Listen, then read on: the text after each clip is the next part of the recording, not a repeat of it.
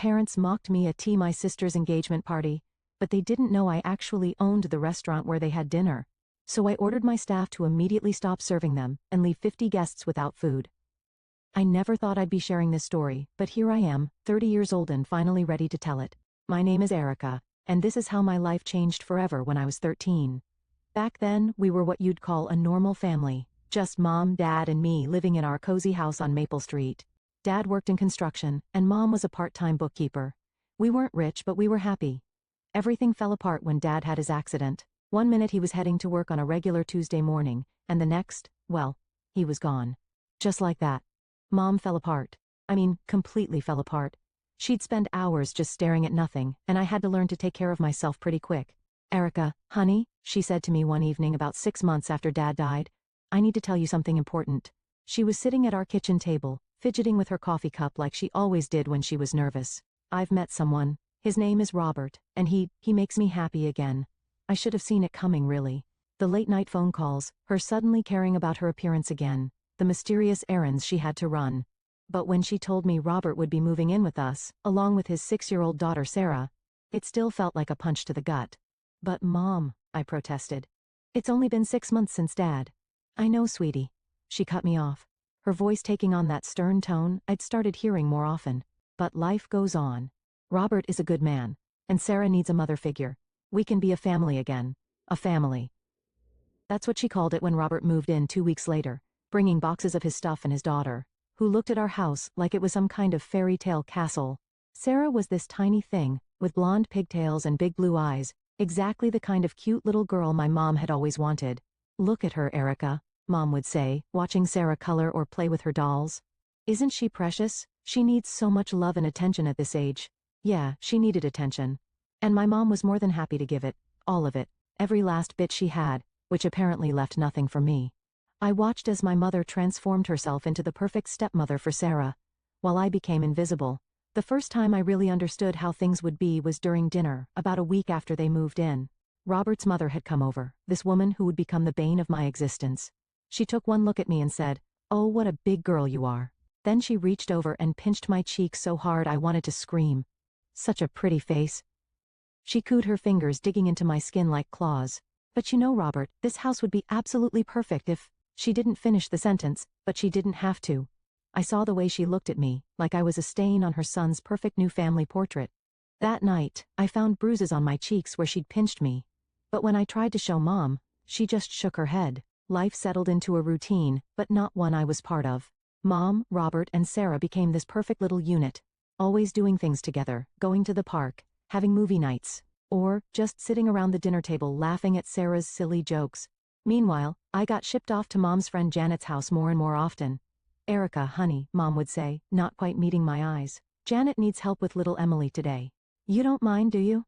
So off I'd go to Janet's house, where at least someone seemed happy to see me. Emily was 4 and absolutely adorable, with these bouncy curls and a gap-toothed smile that could light up a room. She'd run to me screaming, "Airy, Airy," the moment I walked through the door. Playing with Emily was actually the highlight of my days. We'd build blanket forts, have tea parties with her stuffed animals, or read stories where I'd do all the silly voices.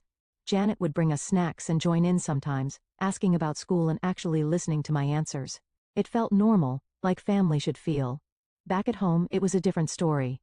Robert's mother, Mrs. Henderson, had practically moved in, or at least it felt that way. She was always there, rearranging furniture, criticizing the curtains, suggesting new paint colors, and Mom just jumped to make every change she suggested. "These walls should be eggshell, not cream," she'd declare. And next thing you know, Mom would be at the hardware store picking out paint samples. "The living room furniture needs to be rearranged for better feng shui," she'd insist, and Mom would spend all weekend moving heavy furniture around. But her favorite hobby was still tormenting me. She'd grab my cheeks between her bony fingers, squeezing until I thought my skin would burst. "Still not holding your fork properly." "I see," she'd say, pinching harder. "Such poor table manners. Your mother really should have taught you better." Or she'd catch me reading on the couch. "Look at her slouching like that. No wonder she has such terrible posture." Pinch. "You'll never catch my Sarah sitting like that." Robert was just as bad, but in his own way. If I accidentally knocked over a glass or dropped a plate while doing dishes, he'd explode. "Do you know how much that cost?" he'd yell, his face turning red. Of course you don't. You've never earned $1 in your life, have you? Just a freeloader, living off my hard work. I'm sorry, I'd mumble, trying to clean up whatever I'd broken. Sorry doesn't replace things, does it? He'd continue. You eat my food, wear clothes I pay for, live in my house, and what do you contribute? Nothing. Just break things and make messes. Each time something like this happened, I'd look to Mom, hoping she'd say something, anything. But she'd just busy herself cleaning or fussing with Sarah, pretending not to hear. The day I turned 16, I made a decision. I wasn't going to be Robert's freeloader anymore. I got up early that morning and walked around the neighborhood, putting up flyers I'd made offering dog walking services. By afternoon, I had 3 clients lined up. You want to walk dogs? Mrs. Peterson from 2 streets over asked when I knocked on her door. What about all that schoolwork you teenagers have these days? I can manage both, I assured her, trying to sound more confident than I felt. I get good grades and I'm very responsible with animals. She looked skeptical but handed over her golden retriever's leash anyway. All right, let's give it a try. Max needs a walk every day after school, $10 per walk. That was just the beginning. Soon I was walking 5 different dogs, watching the Martinez twins on weekends, and helping old Mr. Cooper with his grocery shopping. Janet officially hired me as Emily's after-school nanny, which felt weird since I'd been watching her for free all this time anyway. I saved every dollar. Didn't spend a cent on candy or movies or any of the things other kids my age bought. After 3 months, I had enough to buy what I'd been dreaming of, a smartphone. Nothing fancy, just a basic model on sale. But it was mine. The day I brought it home, I couldn't stop smiling. I had something that was just mine, that nobody could say they'd paid for. I was setting up the phone in my room when Sarah barged in without knocking, as usual. What's that? She demanded, pointing at my phone. She was 9 now and had gotten into the habit of wanting everything she saw. It's my new phone, I said, trying to keep my voice neutral. I bought it with money from my jobs. Sarah's eyes went wide. But I want a phone, Daddy. Before I could stop her, she was running downstairs screaming for Robert. I heard his heavy footsteps on the stairs and my stomach dropped. What's wrong, Princess? He asked from my doorway. Erica has a phone and I want it, Sarah whined, pointing at me accusingly. What happened next still makes my blood boil when I think about it. Without a word, not one single word, Robert walked over, grabbed the phone right out of my hands, and gave it to Sarah. Daddy's got you covered, sweetheart, he said to her, completely ignoring me. I was so angry I could barely see straight. The next day at school, I told my English teacher, Mrs. Collins, everything about the phone, about Robert's constant belittling, about Mom's indifference. She listened quietly, then took me to the principal's office. By that afternoon, Mom was called in. I wasn't in the meeting, but I heard raised voices. When Mom came out, her face was red with anger, but she had my phone in her hand. She thrust it at me without looking at me. Here, she said through clenched teeth. I hope you're happy now. That night, after Sarah had cried for hours about losing her phone, Mom came to my room. How dare you, she hissed. How dare you go behind our backs like that? Do you know how embarrassing that was? You're nothing but a traitor. That was the last thing she said to me for 2 weeks.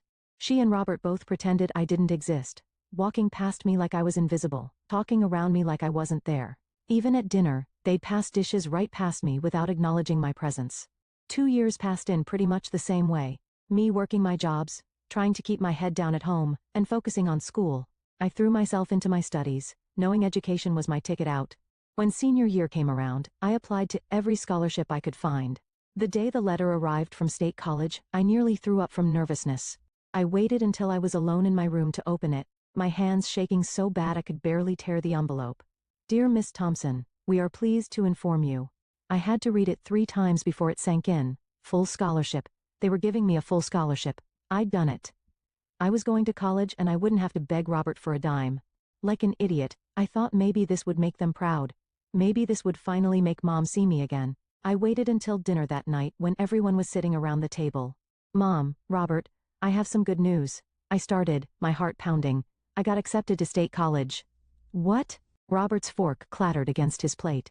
You applied to college without telling me?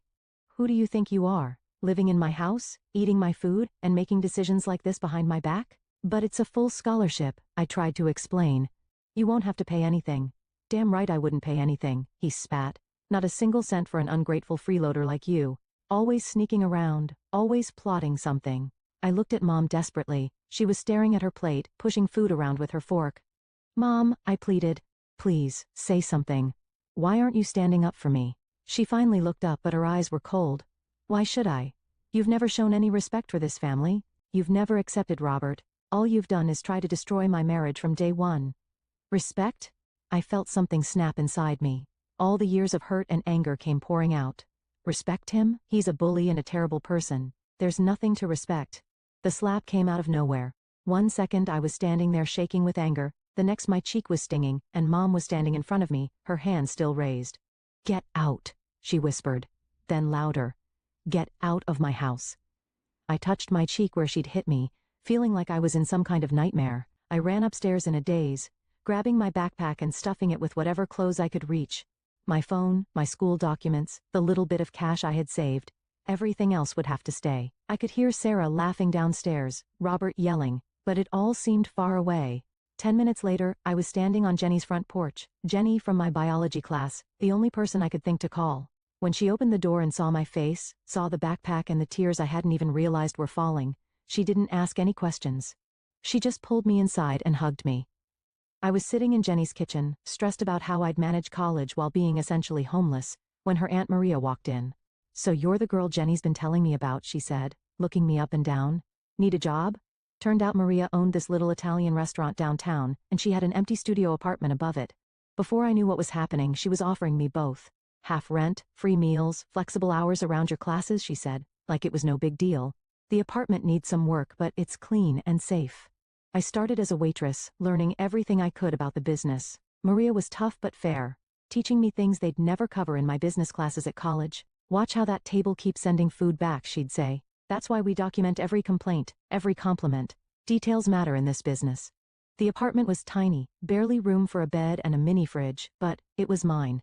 No Robert yelling about freeloaders, no Sarah barging in without knocking, no Mrs. Henderson's critical eyes, just my own space where I could study, sleep, and finally breathe.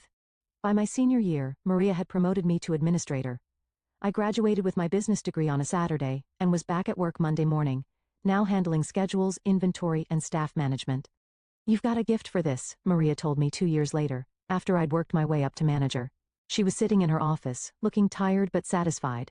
"Jenny tells me you two have been talking about partnership?" I shifted nervously in my chair. "We've discussed it, but good." She cut me off. "Because I'm retiring. Restaurant's going to Jenny, but she needs someone who knows this business inside and out. Someone like you." My heart nearly stopped. "Are you saying?" "I'm saying you two should run this place together. Equal partners. You've got the experience. She's got the passion. Could be a powerful combination." Jenny and I stayed up all night talking it through. I had savings, every penny I could spare from the last few years, and she had ideas for modernizing the menu and expanding the business. "We could do this," she said, her eyes bright with excitement. "Really do this, Erica. Make it our own." So we did. I invested everything I had, and we turned Maria's traditional Italian restaurant into something uniquely ours. For years after that, we opened our second location across town. Sometimes, walking through our restaurants, watching everything run smoothly, I'd think about my family. 11 years had passed since that night Mom slapped me and threw me out. They were still in the city. I knew that much from occasional glimpses of Sarah's social media posts, but we lived in different worlds now. One day, Jenny and I were in our office above the downtown location, surrounded by spreadsheets and expansion plans, when we heard the party arriving downstairs. "Sounds like the engagement party's here," Jenny said, glancing at the booking schedule. 50 people should be a good night. We had this tradition, something we started when we first took over the restaurant. We'd go out and talk to customers, get their feedback, make them feel special. It was one of the things that set us apart from other places. "I'll go check on them," I said, slipping on my branded blazer and pinning my name badge to it. "You finish up with those vendor contracts." The sound of laughter and clinking glasses got louder as I headed downstairs. A big party like this could mean repeat business, maybe even more event bookings. I straightened my badge and put on my best professional smile.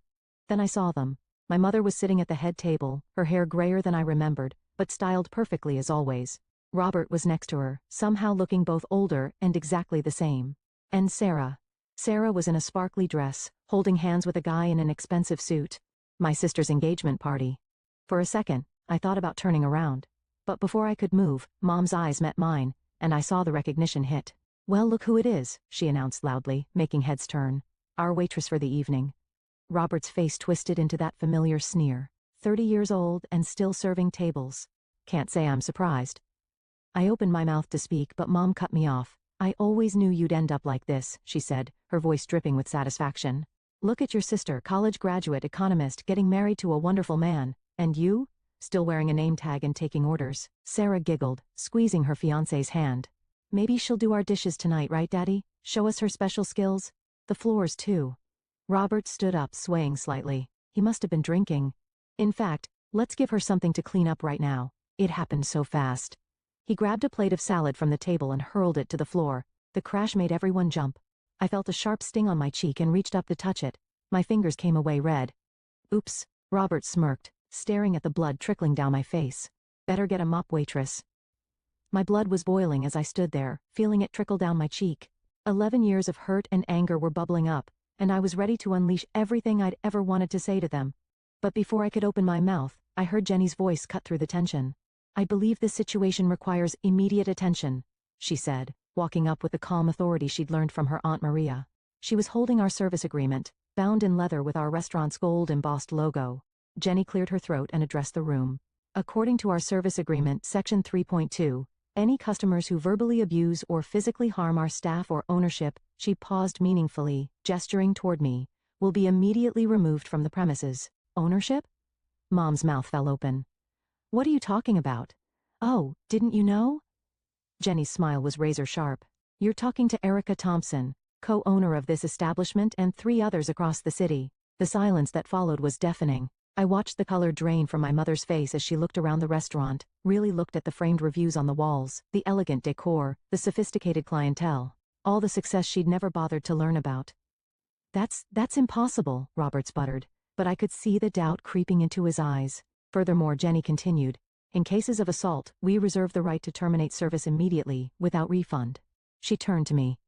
Erica, your call. I straightened my blazer, wiped the blood from my cheek with my sleeve, and found my voice. Clear the tables, I commanded our staff. All 50 guests need to leave now. The waiters sprang into action, efficiently removing plates and glasses. That's when I heard the familiar screech, Mrs. Henderson, Robert's mother, clutching her plate of pasta like it was solid gold. You can't do this, she shrieked, exactly the same way she used to screech about my table manners while pinching my cheeks. This is my son's daughter's engagement party. One of our waiters, Miguel, tried to take her plate, but she yanked it back, sending sauce flying. Help, help, they're attacking me. Robert lurched forward, his face purple with rage. Get your hands off my mother. He started toward me, fists clenched, but our security team was faster. 2 guards stepped between us, while a third announced that the police were already on their way.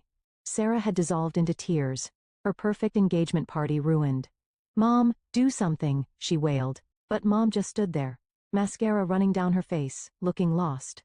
The woman who had once slapped me and thrown me out of my home now couldn't even meet my eyes.